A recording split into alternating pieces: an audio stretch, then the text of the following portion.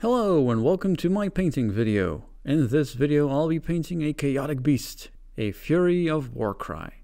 After finishing the terrain, my next Warcry project are the chaotic beasts. After looking up all kinds of examples, I decided to go for this color scheme. Let me show you how I do it. Let's begin. I seem to be priming almost anything in Wraithbone nowadays. I love working with contrast paints as it gives me a great single coat and makes the painting process a lot easier. I start the main body off with a base coat of black Templar contrast paint. In this step I'm making sure I leave all the areas that will be skin tone white.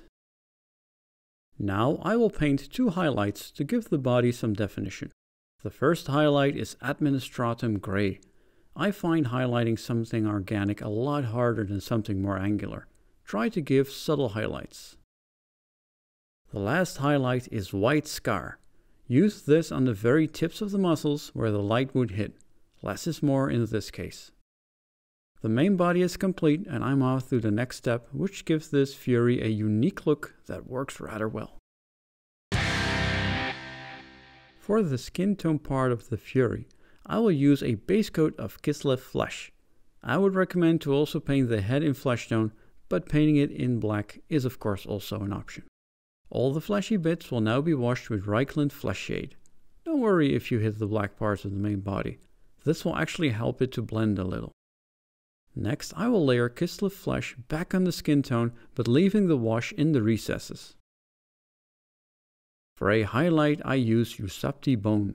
Very thin lines will give the muscles some definition. Again, try to be subtle here. The body of the Fury is now complete. Let's start on the little details and the base. All the hair, horns, spikes and nails will be base coated with Celestra Grey. Be careful not to hit the body. I wash all the bits I base coated with Nuln Oil. I'll use two highlights. The first highlight is Fenrisian Grey. On the horns I paint the entire tip to give it a bit more of a gradient. The last highlight will be Astronomican Grey. The blue-grayish tint gives the details of the Fury something unique than the standard bone color you would expect. On the back of the wings I'm going to paint a texture using Mephiston Red. I'm going to create some splotches and markings. You could incorporate chaos symbols in this or give it a more natural look. I washed the red parts with some Carroburg Crimson. Not too much as it is difficult to keep clear of the skin tone. Just a little to give it some shading. The first highlight will be Evil Sunz Scarlet. Either paint the edges of the splotches or give the inside some texture. It's up to you. The last highlight will use the same method, but now we're using Wild Rider Red. And the Fury is now done. All that's left is the base, and then this foul critter is ready to muck up all my Warcry battles.